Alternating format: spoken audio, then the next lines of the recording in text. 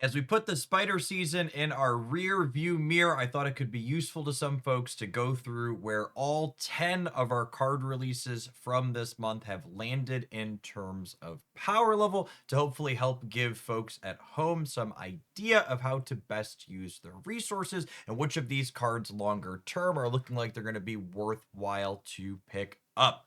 Let's just go in the order they released in the season, kicking off with our season pass card, the Spider Punk, who's going to be available to free to play players for tokens here soon. I think Spider Punk is what I would define as a role player style card. What I mean by this is it has a very specific function inside of typically movement decks have been its home, since its effect can be triggered additional times if you kick it around the board with things like Madam Web or Ghost Spider. But generally speaking, it's just another move payoff in a lot of those decks. So if you need to budget it out for something like Human Torch or Dagger or Vulture or a different move payoff that you're not already playing, I think that works in a lot of decks where you're not depending on him explicitly to be moving himself. I do think he's best in slot in a number of decks, and he's honestly become my favorite personal move payoff just because his effect means that he can impact multiple lanes on the board, whereas like say a Human Torch, when you're scaling it, it's really big in one lane. Spider Punk will be a good bit smaller than Torch, but it's going to have taken points of power away from other spots on the board, helping you win more than one lane all on its own.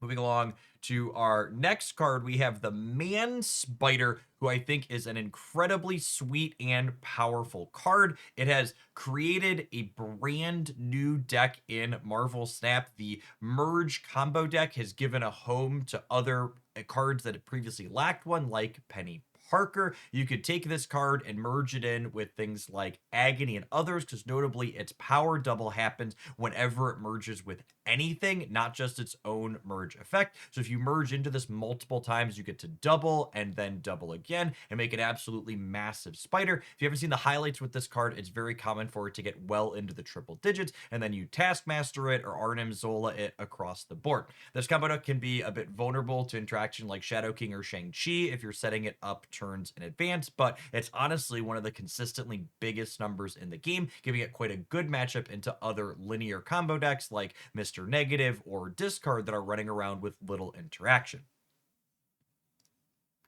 Our other Series 5 card to release at the start of the season is the Superior Spider-Man. This is a card that I'm going to define as a role player here as well. It's yet another 3 energy card that lets you get additional energy early, with the key breakpoint being it gives you 5 energy on turn 4, letting you gain access to things like Sarah and others a bit sooner. I genuinely think Superior Spider-Man seems like one of, if not the best 3 energy accelerant in the game if you're able to meet its deck building requirement.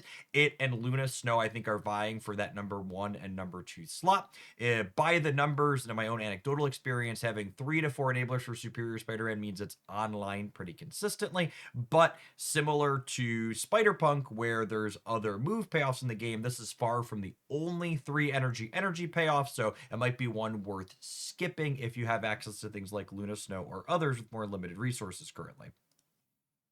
Our first Series 4 card from the season was Web Slinging. As far as move enablers go, I think this one is fine. There are certain builds of move where I found myself reaching for web slinging and it's felt really good, or potentially even the best enabler in the deck. It's really efficient and doesn't leave a card behind.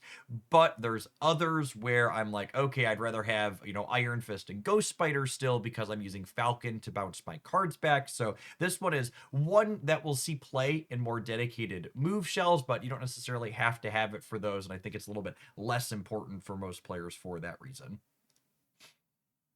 Ezekiel Sims. I really wanted to like Zeke this season. His decks seem kind of neat, and he's a novel character jumping around the board, but he just feels bad. I think his best slot is as a Batroc enabler. You get a 2 energy card that Batroc can then chase around the board for you, but he's difficult to get to move with every single turn. Usually you could almost always move him once and usually twice, but jumping him a third time often becomes challenging depending on your deck. And I think he tends to be much worse than both Silk and Sam Wilson as this Batroc enabler.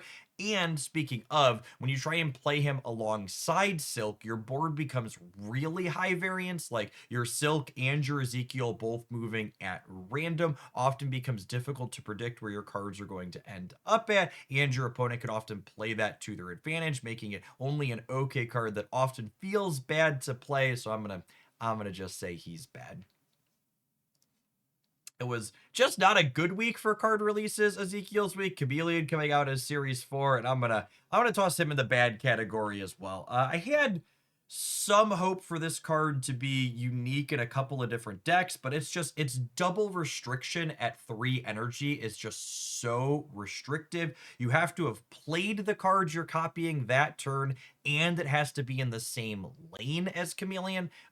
Obviously, this card's seeing play in Cerebro 3 as a way to copy up that on a 3-power body. It's seen some play inside of Surfer Shells, but honestly, the best performing ones for most of the competitive slices still aren't playing it just because of how deeply restrictive it is. If you don't end up with 2 slots on the board where you want the Surfer to go, it can't even copy it under those conditions. So in general, it seems like you're better off in Surfer still playing something like Sarah or Superior Spider-Man, so you can play Absorbing Man that gives you more flexibility at the end of the game. Next up, we have Spider-Man Noir. I think Spider-Man Noir is probably the card this season that my opinion changed on the most from the first day I started playing with it to when I kind of figured it out. While I don't think it's a super powerful card or even important card, I do think it's one that's reasonably competitive and you could definitely play it without feeling embarrassed. The key to making Spider-Man Noir work is you want to slot him into decks where he happens to have his condition met as opposed to working really hard to meet it. This means you don't want to be doing things like playing Domino or playing Shauna or Makari or Squirrel Girl to try and hit him consistently on turn 4. Essentially, you want to play a deck where he's your turn 5 play for essentially 14 points worth of power as an upside or more if you had something like a Darkhawk or Iron Man, but he's not the focal point of your deck, meaning if you don't draw him or can't enable him when you draw him, it's not the end of the world because you still have something cohesive going on without him coming together. Deafening Chord. Deafening Chord is filling in our top slot here that we have yet to rank anything. This is a useful new tech card for Marvel Snap. You know, Cosmic Ghost Rider was everywhere for a little while, and between Red Guardian and now Deafening Chord, there's a lot of variety in how you can wipe text off of things like Invisible Man First Steps or other things that have effects that you can't take away with like an ongoing. Honestly, the more I play with the Chord, the more it becomes my favorite of those 3 cards for doing this role. The 1 energy cost on this is so incredibly efficient. It allows you to work Chord into a lot of combo or more proactive decks where you can kind of work it into your curve while still setting up your primary game plan because it's such a minimal investment. I like this one a lot, and I think any collection that has it in is going to play it quite frequently. Hydroman, our latest limited time game mode card. I really like Hydroman. He's been super fun. He's a unique effect. I think the best comparison for Hydroman is he's almost like a symmetrical anti-venom, making both players' top card cheaper. He's actually been really good with things like Man Spider, letting you kind of conceal your big combo flourish for that last turn of the game. You could also deck build around him a little bit. You could play something like Mobius to make it so your opponent doesn't benefit from their cost reduction, or you can use something like Black Widow, who's Activate now, to stop them from drawing the card. There's a Black Widow, Darkhawk, Hydroman deck that's had pretty good stats on the untap tracker that we brewed that you can find a highlight of on my decks channel that's quite reasonable. So he's a fun card. I don't think he really necessarily opens up any new archetypes so much as he supplements ones that are there, but he's doing something unique and powerful and is a fine pickup if you have access to him. Last, but certainly not least, Prowler. I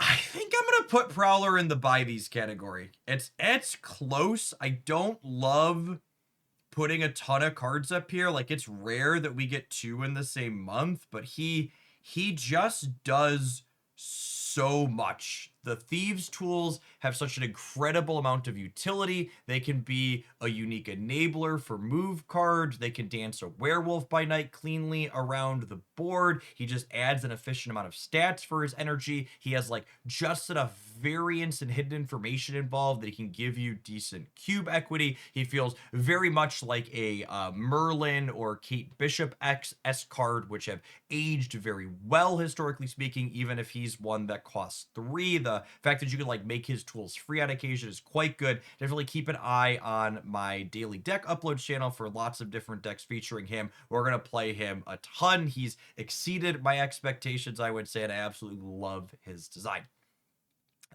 Thanks for making it all the way through to the end of this video. If you find end of season roundups like this useful to you, be sure to leave a comment down below letting me know that. Tap the like button as well. Subscribe to the channel if you happen to be new. We're always covering Marvel Snap game news and other updates like this here, as well as deck list roundups. Stay safe out there, folks. Hope your holiday in the US is fantastic. And if you live in the rest of the world, hope your weekend is good as you're heading into it. Peace.